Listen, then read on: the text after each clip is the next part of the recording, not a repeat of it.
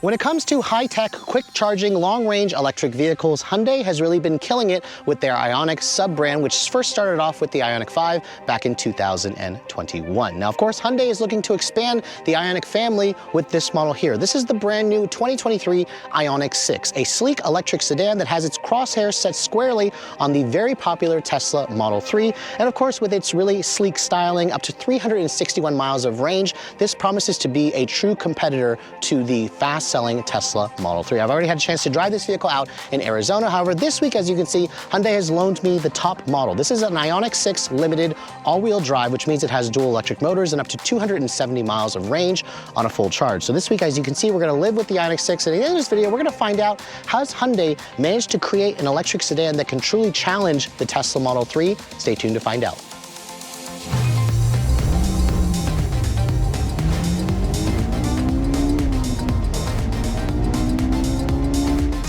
So obviously from the Ioniq 5, Hyundai loves to make their electric vehicles stand out stylistically, and that of course is definitely the case for the Ioniq 6. But before we start talking about the sleek exterior styling, let me go ahead and pop the hood here and show you guys if there is a frunk. If I could find the latch, there we go. Thankfully, just like the Ioniq 5, this vehicle does have a frunk, albeit a very small one. Now underneath this hood, you can see, unlike the 5, there is no cover that kind of covers up this little small 0.4 cubic feet of storage area, but there is just enough space if you guys want to put the mobile charger underneath here, which at least Hyundai gives you a frunk. You're not going to find a frunk in vehicles like the Toyota BZ4X, the Subaru Solterra, or the Volkswagen ID4. But underneath this hood area, let's go ahead and start talking about the powertrain. Now Hyundai is launching this vehicle with 3 powertrains. The SE standard range has a single motor at the rear axle, rear-wheel drive, giving you 168 horsepower. Most of you are probably going to step up to the larger battery pack, the long range, which is a 77.4 kilowatt hour battery pack. That's what this model has, delivering 225 horsepower and 258 pound-feet of torque. This particular one here adds a separate motor at the front axle, giving this vehicle all-wheel drive for a total of 320 horsepower and 446 pound-feet of torque. Those are the same numbers in the Ioniq 5, and this all goes out through a single-speed reduction gear transmission. All-wheel drive is standard, of course, with this version, like I said. Hyundai claims you'll do 0 to 60 in around 4.7 seconds. We'll test it out with our equipment. We'll see what we can get here on our usual roads, unlike when we were back in Arizona. Now, this vehicle is not rated to tow like in the Ioniq 5, which could tow, I believe, up to 2,000 pounds. This one is not rated to tow. It weighs in, of course, because it's a heavy electric vehicle, at around 4,600 pounds. It's about the same weight as the Ioniq 5, so you aren't saving any weight by going with the sleeker electric sedan. But let's go ahead and close up the hood and talk about the exterior styling. Now, first of all, I am typically not a fan of black cars. They just don't show very well when you actually want to show this vehicle on camera. However, I will say that the Ioniq 6 is a really sleek and attractive looking sedan, especially in black. I think it really shows off the lines really well with this vehicle. And the beauty about the Ioniq 6 is this is the most aerodynamic sedan that Hyundai has ever created with its 0.22 coefficient of drag. Now, we'll talk about that later on. Now you can see here the headlights. You've got their pixel LEDs, full LED headlights with this amber illuminated daytime running light, LED turn signals, LED low and high beams, which is nice. You've got the Hyundai logo here, which is kind of a little bit more flush. It has a kind of like a metallic finish to it.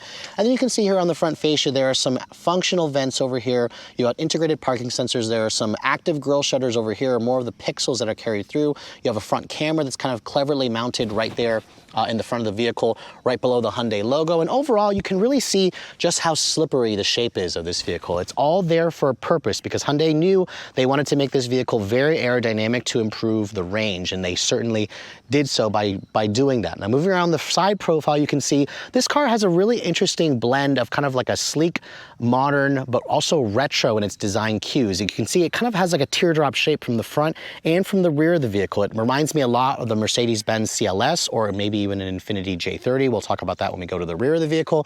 But this car is longer than the Ioniq 5 at 191.4 inches long. It's about 8 inches longer than the Ioniq 5, and it's also longer than the Tesla Model 3, the BMW i4, and the Polestar 2. So this is one of the longest electric sedans you can get without going to a Mercedes-Benz EQS or a Tesla Model S. Now, looking at the wheels, you can see these are the upgraded wheels that you'll get on the SEL trim and up. These are a 20-inch wheel riding on a 245 by 40 R20 tire. If you guys go for the SE, that's the one that's going to give you up to 361 miles of range because of its 18-inch wheels, which are smaller. They're more aerodynamic. This, as you can see, is better looking. It has a very low profile, but this is not the most aerodynamic wheel. This actually does lower the drag coefficient, or increase the drag coefficient from 0.22, I think, to 0.27 or something like that. I can't remember the exact number, but this is the reason why this model here doesn't go as far, because of those wheels that are creating drag. Now you can see, looking at the rest of the side or the profile, you can see the side mirrors have an integrated turn signal with their pixels. These are power folding. I love the panoramic roof, which you can see actually opens up, although it doesn't technically go into the rear seat. I like the fact that Hyundai is kind of blacking out all of the chrome on this vehicle. Then you can see the door handles also pop out electronically. And then you can see here on that rocker panel, it has that kind of silver trim. You don't notice that on the lighter colors of this car. I think it really does a great job at kind of showing off the lines of this vehicle even more, especially when you get to the rear. That teardrop shape is very controversial, but I love it. It actually kind of reminds me of like a Porsche. A lot of people turn their heads and look at this car because they're not sure what it is. It really does look almost like an exotic sports car from the rear here. Now you can see this is the charge port door for the vehicle. It's got an electronic opening charge port door, and this is one of the quickest charging EVs that you can find without having to go to a luxury version. Now you can see up to 350 kilowatts because this vehicle runs on the 800 volt architecture. You can go from 10 to 80% in just 18 minutes on one of those 350 kilowatt fast chargers, or at home it has a 10.9 inch or 10.9 kilowatt built-in level 2 charger, which will take about 7 hours to charge from 10 to 100% on a level 2. So again, that's going to be faster than most competitor vehicles. And you can see this vehicle still uses the CCS combo plug with a J1772. Hyundai has not announced if they're going to go and switch to the NAC plug, the Tesla plug, as of this filming. Now looking at the rear, you can see the rear of this vehicle. I have some, love it or hate it, mixed opinions that people tell me about this car. I personally love it, especially in black. You can see the black really shows off how the rear taillight area kind of has like a different color. It's got like a clearer tone to it. It spells out Ioniq 6 at the back. Here you have 2 spoilers. You can see this is all for aerodynamics. This actually is the third brake, right? When the vehicle's brake is pressed, you can see it really kind of gives you a unique lighting signature. And then down here, you can see a really unique rear diffuser area. Obviously no exhaust tips, but it really does turn a lot of heads. Now the downside with this vehicle is the cargo capacity, because Hyundai claims you only have around 11 cubic feet of storage space back here. I'm surprised to see that this vehicle is not a hatchback. Instead, it's just a traditional sedan. You can, of course, fold the seats down to expand the cargo capacity. It is pretty deep, but it's a little bit shallow. It's not very deep in terms of the depth here, but you can see, open this up, there is a little bit of underfloor storage, but again, you get far more in something like the Tesla Model 3. It's just a deeper storage, hidden storage area. But overall, obviously, if you guys need more practicality, you're gonna be wanting to check out the Hyundai Ioniq 5. All right, so the exterior of the Ioniq 6 is definitely polarizing, but let's go ahead and hop into the interior because it is also equally interesting. Before we get inside, however, let me show you guys the key fob. You can see it looks like an egg. This is the first Hyundai vehicle to get this key fob. The cool thing about this key is when you turn it on its side like this, it reveals the H logo. So again, really interesting key. Some say it looks a little bit like it's from the 90s or the 2000 era. I kind of agree with that, especially with the turquoise, translucent buttons, but I like the fact that Hyundai is being different. You have your usual buttons here for unlock, lock, remote start, panic, and then you can also move the vehicle forward and back with the smart park feature. And you can also open up the trunk as well because it's a power tailgate design. Or you can also use your phone as a key. Hyundai offers a digital key function as well if you get that option. Now, when you lock the door, you can see that mirror will fold in and the door handles will also retract and be totally flush with the vehicle. If you unlock the vehicle, that's what unlocks the door for you. As I approach the car with the key fob on me, the car will automatically unlock the car and it'll stick the door handle out, but it doesn't offer a walk-away auto lock feature. It just automatically senses your approach and opens up the door handles, but it doesn't lock for you as I walk away from the vehicle, which is a shame. But looking at the interior, you can see my tester has a really great color combination with the crystal black exterior. I forgot what Hyundai calls it, but it also has their H-Tech gray faux leather interior with this kind of interesting orange accent that you'll find in the front seat back, which definitely gives it a little bit more character. In typical Hyundai fashion as well, they've gone with a more minimalistic, futuristic design, especially when you look at the door panels here. You can see this is all a hard touch plastic material. It feels like it's made from recycled materials, but I also love this kind of texture here where you have these ripples in the door panel as you get closer to the lower portion. It's a padded area over here where you'd rest your elbow, which is nice because this is all hard touch plastic. You have this metal accented door handle here.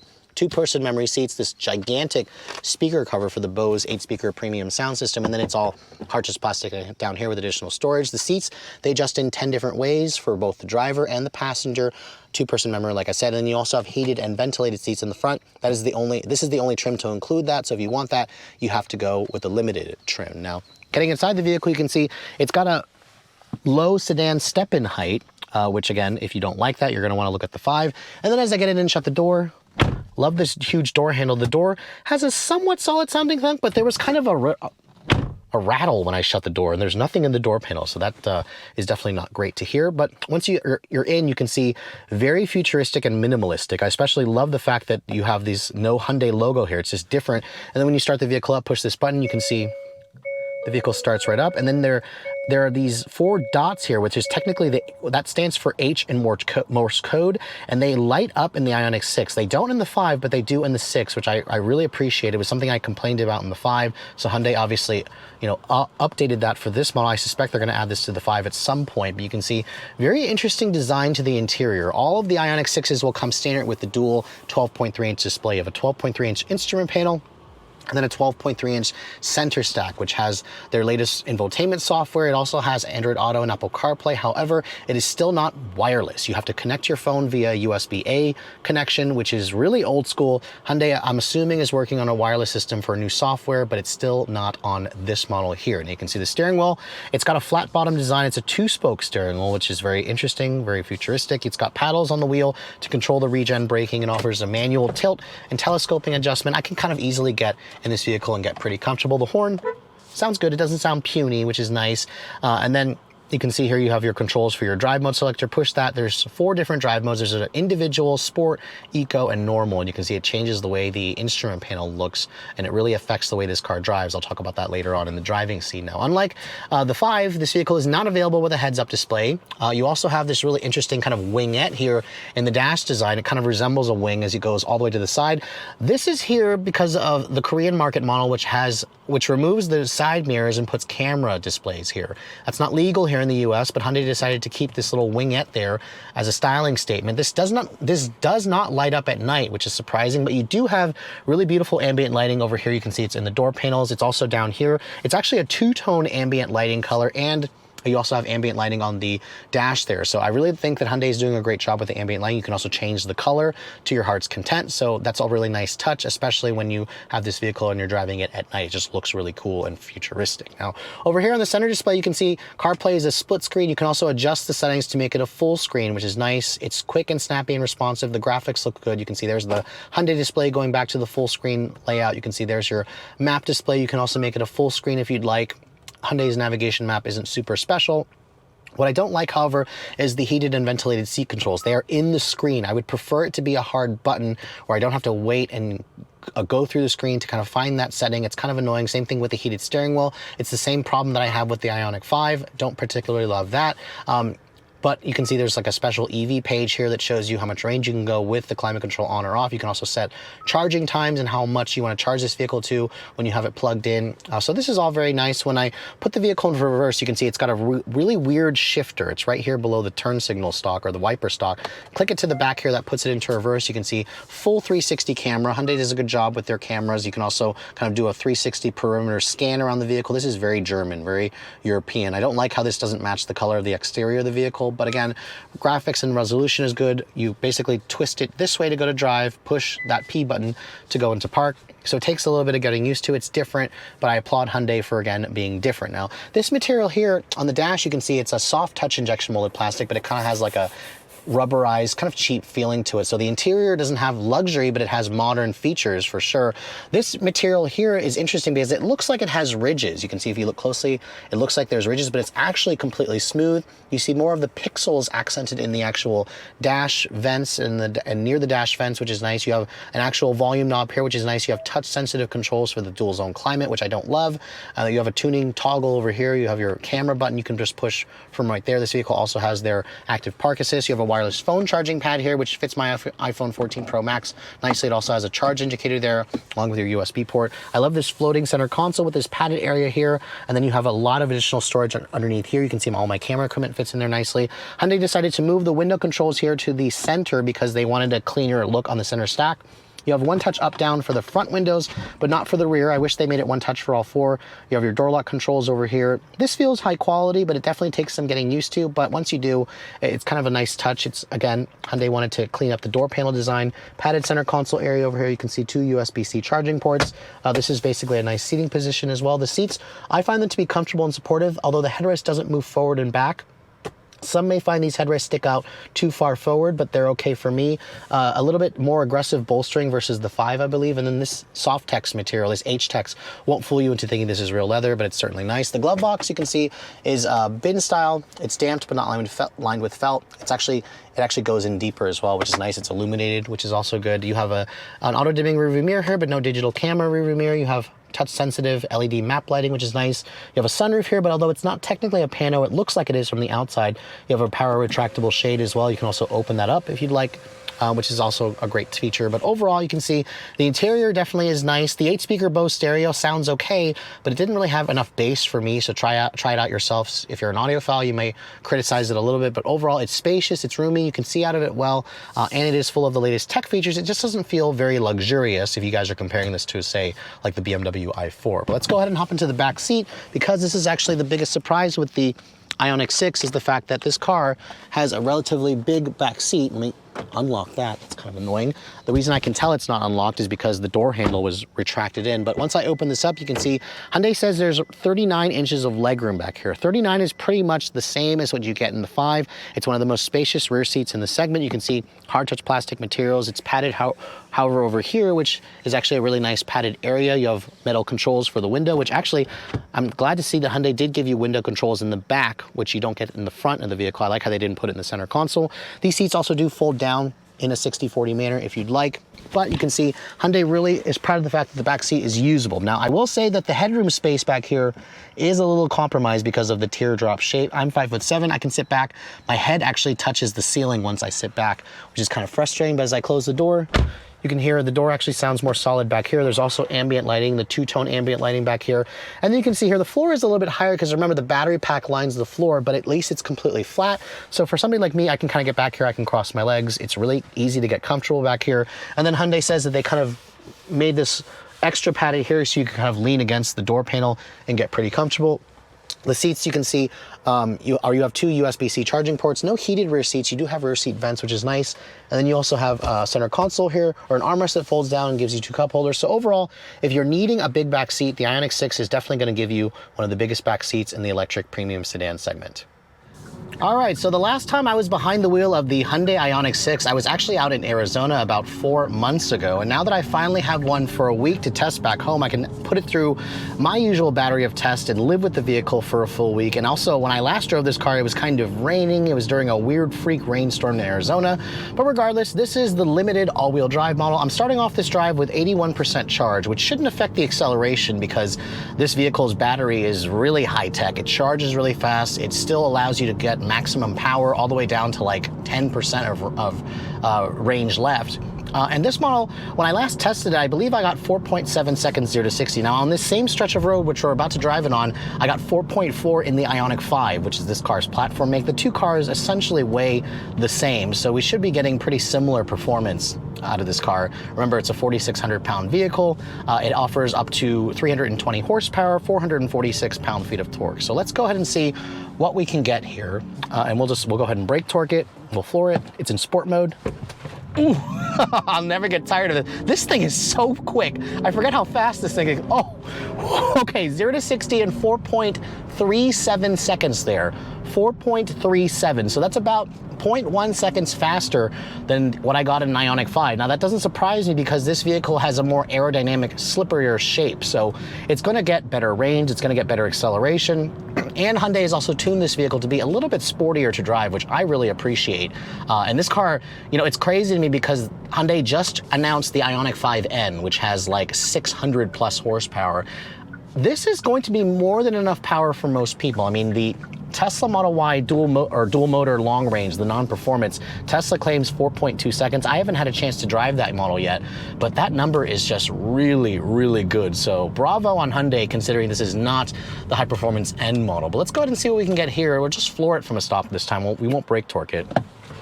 still feels really fast. I mean, that thing doesn't give you tunnel vision, but whew, plenty of power, 4.56 there. So again, this is with it more going slightly uphill, but 4.37 is just insane. And keep in mind, this is going to be the quickest version of the 6 for now. You can get a detuned or a single motor version, which offers around 100 less horsepower, about 95 less horsepower. And then of course there's the standard range SE, which is gonna get the lowest power, 168 horsepower. I haven't had a chance to drive that one, but personally I would probably just go for at least the longer range battery pack, because you're going to want that additional power that you're going to get from the other models, from the bigger battery pack. But just driving the vehicle normally here, you can see I have it in sport mode. The Ioniq 6 definitely delivers a more sportier drive. I mean, in this mode here, the suspension or the steering gets a little bit stiffer, the brakes get a little bit more touchy, same with the throttle pedal, but anytime you just put your foot down, you can feel it just gives you instantaneous thrust, which I love. And then this car, unlike the Ioniq 5, actually has a sound enhancer. It creates a fake noise, but there's no different types like in the EV6. It's basically on or off, where you can also change it between a soft, medium, and a high for the noises that it's making. And it's futuristic, it's definitely different. It kind of enhances the whole electric vehicle feel. The steering in this car is quick, it's sharp. It doesn't transmit much in terms of feedback, but the suspension, it stays relatively planted. It's a relatively sporty car. Not quite as sporty as like the BMW i4, but I'd say right in line with the Tesla Model 3. It definitely feels a lot more, fun to drive versus the Hyundai Ioniq 5, which is definitely a great thing. I love the fact that this car feels a little bit better. You can put my foot down there, it actually will spin the back tires out a little bit, and man, this thing is quick. Ooh. Wow, I can't really get tired of doing that. This car is just so much fun to drive. It really just puts the power down because of that all-wheel drive. And then when you're just driving the car normally, it just really is a fun drive all the time, which I think a lot of buyers are going to appreciate. But I'm going to do here is I'm going to switch the drive mode into normal. I'm going to just floor it here from a stop and see what we can get, if it makes a difference. It definitely feels a little slower in this mode. 4.39 there. So actually it feels slower, but it still delivers similar results in sport. And technically in sport mode is when it's supposed to give you the full power. So man, all day long you can do mid 4.5 second 0 to 60 times, which is just insane. That's how, electric cars are kind of making gas cars obsolete, because they are just so bloody fast. You can just drive this thing and just have power to just kind of do anything you want with this car. But when you get tired of doing that, most of the times I have the vehicle in its normal drive setting. This kind of tailors everything to be comfort oriented, to where it's not jerky. The brakes in this car, they feel good between regen and friction brakes. The one pedal drive, this car offers a one pedal drive in the iPedal function. And when you have it in this mode, it gives you tons of regen braking, which I think is actually too much. My favorite is to leave it in level 3, and this gives you just enough regen braking. To kind of aid in slowing the vehicle down so you don't have to use the friction brakes. Visibility out of this car is also surprisingly good, out of the front, out of the sides, out of the rear even. Considering that teardrop shape, I'm surprised to see the visibility is that good, so I'm impressed there. The seats also are comfortable. This H-Tex material feels durable, if not supple. I feel like there's a little bit more additional bolstering in this vehicle, but you can't actually adjust the bolstering. In terms of quietness, this car is quiet, especially when you turn off the fake sound enhancer for this vehicle. And then the Hyundai driver assistance tech in this car also works pretty well, although I did notice that it leaves too much of a gap for me when you're using it in bumper-to-bumper traffic, but it will steer for you, it will assist you with lane changes, so that's all really great stuff. The one thing this car, however, is missing from the 5 is a heads-up display. You cannot get a heads-up display in this car, which I'm surprised that Hyundai took it out in this car versus the Ioniq 5. So there's a couple of interesting changes they made. Obviously with the window controls over here, you've got these door panels here, which are really futuristic and minimalistic.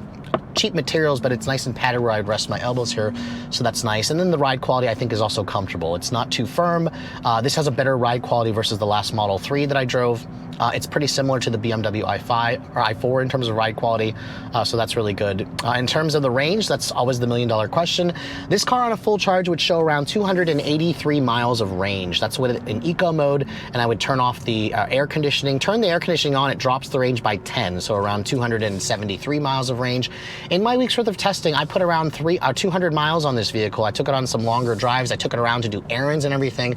And in the city, this car obviously gets better efficiency. I averaged 3.7 miles per kilowatt in 100 miles of driving in mixed highway and city driving. That's excellent. That's like a mile per kilowatt better versus a lot of the competition that I've driven. And I actually was able to achieve around 270-ish miles of range on a full charge, which is pretty impressive that this thing was bang on with the targets. Now keep in mind, if you guys go for the SE version with the single motor, the longer range, you can go up to 360 miles of range. You can credit that improvement in range because of the aerodynamic shape. That teardrop shape results in a 0.22 coefficient of drag on the SE model with the smaller 18-inch wheels, and it just makes a big difference. So again, if you're looking for an aerodynamic, efficient electric sedan that has good real-world range and it charges bloody fast, this is the one you're going to want to get. It's a true competitor to the Tesla Model 3, and it offers a bigger back seat. Not quite as much practicality because the Tesla has a bigger trunk. Not quite the charging network, but again, everybody's going to be going to the Tesla charging network by the year 2025. Hyundai has not announced that yet, but I suspect they're going to as well. They're going to switch to Tesla's NACS plug. But overall, I mean, as much as I love the Ioniq 5, I definitely think I like the 6 a little bit more. I'll be curious to see if whenever Hyundai releases the Ioniq 6N, I'll be hopefully seeing the Ioniq 5N very shortly in person. But overall, as a daily driver, if you guys are in the market for an electric sedan, this car should definitely make it to the top of your list. And again, you're comparing it to vehicles like the Model 3, the BMW i4, the Polestar 2, and this very well may be my favorite if I had to choose a non-Tesla vehicle.